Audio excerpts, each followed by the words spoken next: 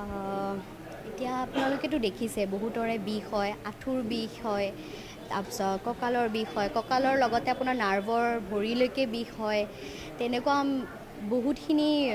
তাৰপিছত আপোনাৰ সৰু বাচ্ছাৰ আপোনাৰ খোজকাঢ়িব নোৱাৰে, কথা ক'বলৈ অসুবিধা হয়, তেনেকৈ বহুতখিনি আমি সুবিধা লৈ আহিছোঁ। তাতে আপোনালোকৰ ফিজিঅ'থেৰাপি এক্সাৰচাইজ থাকিব, এক্সাৰচাইজত আপোনাৰ আজিৰ পৰা আমাৰ মৰিগাঁও ডায়েগনষ্টিক চেণ্টাৰত নতুনকৈ সংযোজন হৈছে ফিজিঅ'থেৰাপি, ৰিহেবিলিটেশ্যন আৰু লগতে স্পীচ থেৰাপি। মেইনলি মৰিগাঁৱত আমাৰ সৰু বাচ্ছাৰ স্পীচ থেৰাপিটো খুব প্ৰয়োজনীয় হৈ আছিলে, আৰু সেইকাৰণে আমি স্পীচ থেৰাপিৰ লগত সংযোজন ৰখাই ডক্টৰ ভূমিকা শৰ্মা তেখেতে আজিৰ পৰা আমাৰ ইয়াতে সেৱা আগবঢ়াব।